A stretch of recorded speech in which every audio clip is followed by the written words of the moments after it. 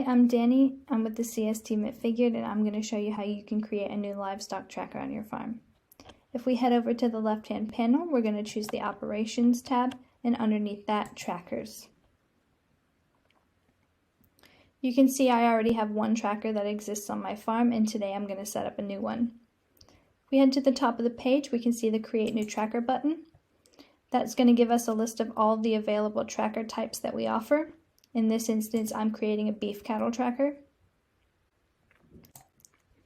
On this page, I can give my tracker a name, and I'm also going to choose the account setup that I'm using for it. There's two options available. There's the individual sales and purchase accounts or single sales and purchase accounts. Let's take a look at the difference between the two. A single sales and purchase account setup means that you have one sales and one purchase account that covers all of your livestock classes. This means that if I were to enter a sale for R1 heifers and R2 bulls, both of those transactions would sit against the same account in zero. This also means when it comes time to reconcile our accounts in Figured, all of the stock classes are going to show unreconciled, as you can see in the example here. This is because Figured doesn't have a way to distinguish which stock class the transactions relate to until you assign it. If we look at individual sales and purchase account setup, this means that each stock class has its own set of sales and purchase accounts. If we use the same example of me creating a sale for both R1 heifers and R2 bulls, this means that those transactions would sit against different accounts on zero's end.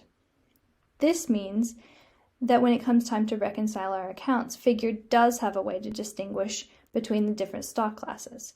You can see in the example here that only the U-Hoggets account is showing unreconciled, since that stock class has its own set of individual accounts. Now that we know the difference between the two, we're going to choose the account type setup that we want. In this instance, I'm going to select individual sales and purchase setup and click Save. That's going to bring us to our tracker settings page. On this page is where we're going to select which stock classes we want enabled for the tracker, map our sales and purchase accounts, and enter our opening livestock quantities. If we scroll down, we can see a list of available stock classes, and to enable them, we just want to tick the tick box next to each individual one. Once we've selected which stock classes we want in our tracker, we can use this handy little tick box here to hide all the ones that we don't want. This makes it a bit easier while we map our accounts and enter our opening quantities. Next, let's take a look at mapping our sales and purchase accounts.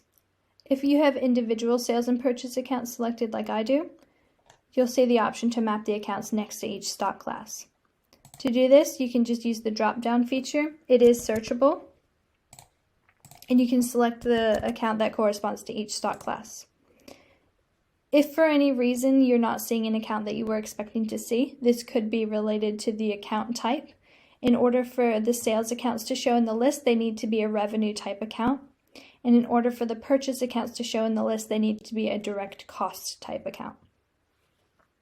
If you've selected the single sales and purchase account option, your accounts will show here to map. In this instance, you'll obviously just be choosing one sales account and one purchase account, and those two options will just show under this bar here in the event that you've selected single sales and purchase.